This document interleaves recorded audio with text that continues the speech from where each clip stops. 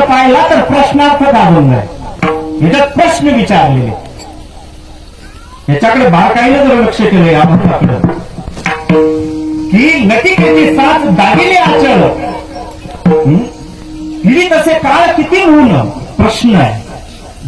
सत्य तू विठ्ठला काना हातावेला जन्मला काळ प्रश्न आहे.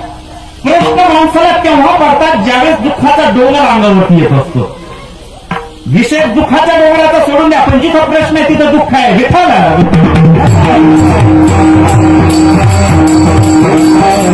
प्रश्नाचे उत्तर मिळत नाही म्हणून दुःख आहे. मग ते विद्यार्थी घ्या, शिक्षक घ्या, कुठूनही घ्या, पाठकाच्यासाठी तुमच्या सुखासाठी तुम्हाला तुमच्या दुःखाचं उत्तर मिळत नाही तोपर्यंत प्रश्न आहे. कधी कधी आपल्या दुःखाचं उत्तर मिळत नाही म्हणून प्रश्न आहे. आणि कधी कधी दुसऱ्याचे वृत्ती घेतलेले दुखणे त्याचे ज्या वेळामध्ये आपल्याला उत्तर कुठं सापडत नाही पडलेले प्रश्न आहेत.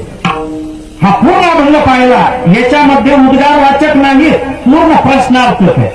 याच्यातलं उत्तर आपल्याला शोधायचं राहतं. याच्यामध्ये विठ्ठला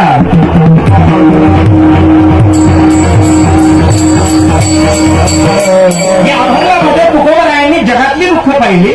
जगातली तर सोडून द्या, संतांचं विवेचन करत असताना आपण जगाकडे दृष्टी टाकत असतो की त्यांनी जगाकडे पाहिलं पाहण्याची गरज नाही. आपणही जगाकडे पाहतो, परंतु जगाला तारून पाहून त्याच्यानंतर आपण आपल्या जीवनाचा विचार करतो. बरोबर आहे. संतांनी काय त्यांनी पूर्णपणे असा व्यवहार नाही केला, विचार नाही केला की आता मला प्रत्येक गावात फिरायचं आणि प्रत्येक गावातले मला दुःख शोधायचे नाही. ज्यावेळेस ते आपल्यासारखं जीवन जगत होते, आपल्याप्रमाणेच व्यवहारात राहत होते, त्या वेळामध्ये त्यांच्या जीवनात घडणारे बदल त्यांनी समाजामध्ये जाऊन ते पाहिले.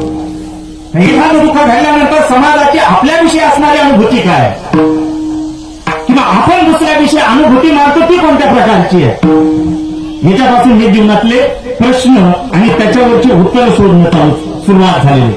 कधी कधी जीवनामध्ये अशा दुःखाला सामोरं जावं लागतं का ते प्रश्न आपल्याला जगताकडून सुटत नाही, त्याच्यासाठी देवाचा धावा करावा लागतो.